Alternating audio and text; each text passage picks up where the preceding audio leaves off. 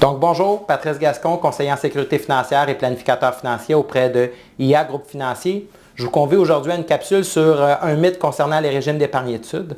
Lorsque je rencontre des clients, plusieurs me posent la même question de me dire « Patrice, si j'investis dans un régime d'épargne-études, mon argent, je pourrais tout la perdre. » Eh bien, la réponse, c'est non. Auprès de IA Groupe Financier, on offre deux régimes d'épargne-études qui sont excessivement flexibles. On a le régime individuel et le régime familial.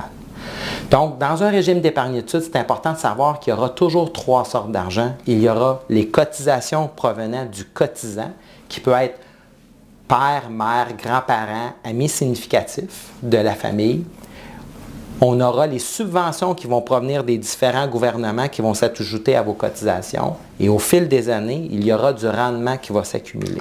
Donc, qu'est-ce qui arrive avec ça lorsque l'enfant atteint l'âge de pouvoir aller à l'école au niveau d'études post-secondaires et qui décide de ne pas y aller? Bien, le régime peut vivre jusqu'à 35 ans de sa date de création. Donc, on a du temps si jamais l'enfant décide de retourner aux études à 25-28 ans, on peut aller utiliser l'argent dans le régime.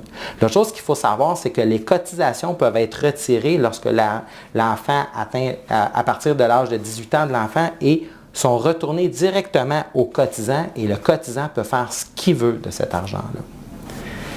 Les subventions et le rendement, on pourrait le transférer à un frère ou une sœur, mais si ça ne fonctionne pas et qu'on n'a aucun enfant dans la famille qui va effectuer des études post-secondaires, ce qu'on devra faire, c'est qu'on devra obligatoirement retourner les subventions au gouvernement et ce qui restera sera le rendement.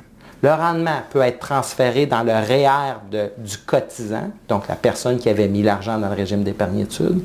Et si jamais c'est une impossibilité, bien là, le rendement devra être retiré du régime et on devra payer de l'impôt sur ce rendement-là. Donc, au final, un régime d'épargne-études, il n'y a pas d'argent qui se perd, il y a juste différents moyens de pouvoir le sortir et de ne pas perdre aucun sou. Donc, merci de m'avoir écouté et à une prochaine capsule. Merci, au revoir.